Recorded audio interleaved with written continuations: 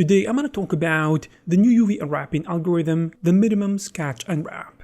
UV unwrapping is the process by which you as a 3D artist convert 3D models and assets into a 2D representation with the end goal of texturing. And similar to every aspect of 3D modeling, or more specifically UV unwrapping, in this case causes a lot of problems to 3D artists in general, and it is annoying and frustrating in a lot of cases. So in this video I'm going to talk about the new UV unwrapping algorithm coming to Blender, which probably can make UV unwrapping and the whole process in general a lot better.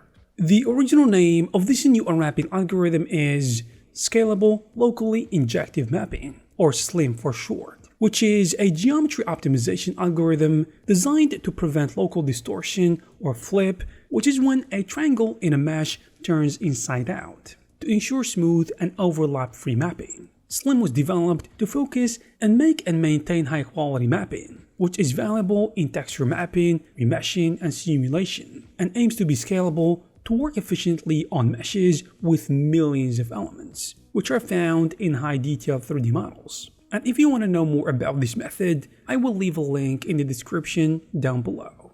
And as you might know, the unwrapping methods or algorithms currently in Blender are the Angle-Based Unwrap, in addition to the Conformal Unwrap, which are two different UV unwrapping methods, each designed to handle different types of distortion. Using one over the other may affect the quality of the UV based on the model's shape. And if you have been using these methods for a while now and didn't know the difference between them except from the results, this next part may help you clear out some of the confusion. Starting with the Angle-Based Unwrap, which is made to work on organic models like characters, animals, and so on, where slight stretching is less noticeable, and preserving shape proportion is key. It aims to distribute distortion across the UV map, resulting in a smooth and balanced stretching, and it is optimized for angular preservation, meaning it tries to maintain the angles of the original 3D geometry in the UV map. However, it can introduce scale distortion where some areas may be scaled differently, especially on hard surface models where more precise measurements are a must.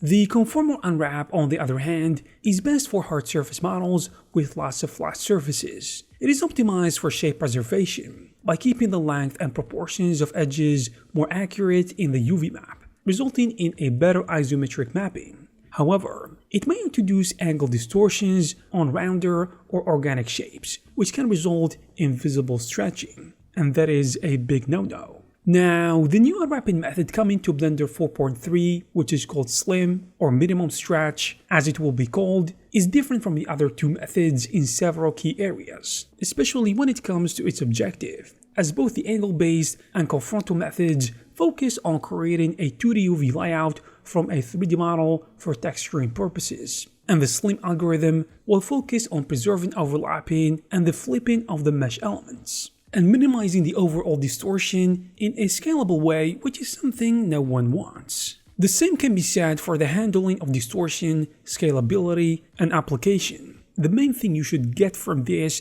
is that SLIM is a more advanced and flexible tool suited for highly detailed and complex meshes, compared to angle-based and conformal, which are more straightforward in their application and in their work. You can clearly see from the examples shown so far the difference in each one, and how they work on each type of model. And I should also note that you can use vertex painting to select a range of vertices to focus on while unwrapping using minimum stretch or SLIM, which can give you more control over the problematic areas. So what do you think, guys, about this method, and how does it perform compared to the other methods? I hope you guys found this video useful and informative. If you did, please give it a thumbs up. Also, please subscribe to this channel to receive more videos like this. Thank you very much for watching, and I will see you in the next one.